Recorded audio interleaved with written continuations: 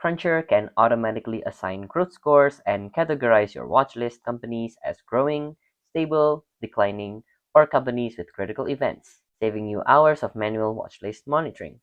The growth scores appear as percentage scores on company cards and give you instant visibility into a company's performance. This feature isn't enabled by default, so let me show you how to activate it and customize it to match your growth definition. First, make sure you're in board view of your main board.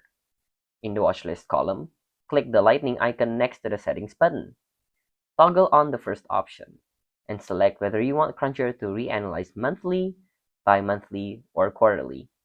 Click Save and Close. The lightning icon should now be purple, indicating that the automation is active. By enabling your watchlist companies to be automatically reanalyzed, this will unlock the categorization feature based on the company's performance changes. To see the categorizations, go to your Deep Dive tab, then select Watchlist. Here, you'll see companies automatically sorted into growing, stable, declining, and critical events categories. We won't discuss too much in detail for critical events in this video. Click the settings gear icon on any of them to get these options. By default, the filter criteria is set to growth score outcome. If you're new to Kruncher, leave it like this. You can also get alerts by receiving emails when companies move to this category. Toggle on this notification and select which team member will get the email notification.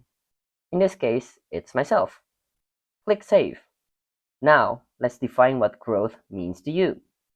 Go to Settings, then Growth Score on the left.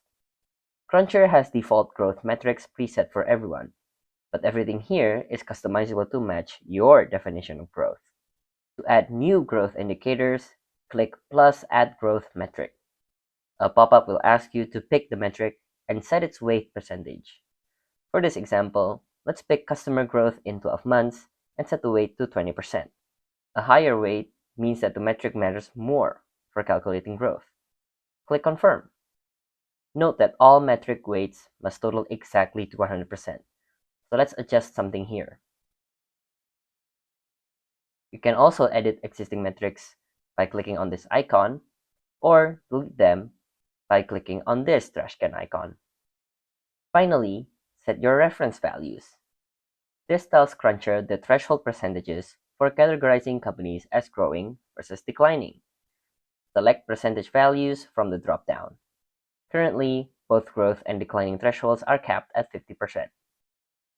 So let's understand a little bit how these thresholds work. By default, stable companies experience 0% growth. So if your growth threshold is 20%, that means you'll only consider companies with growth scores above 20% to be categorized as growing. Companies with growth scores from 0 to 19%, therefore, are not considered growing but stable. The same logic applies for declining, only on the negative direction. Once configured, click Save Edits. This automation saves you hours of manual watchlist monitoring. Instead of checking each company individually, you get instant visual indicators of which companies are trending up, staying stable, or declining.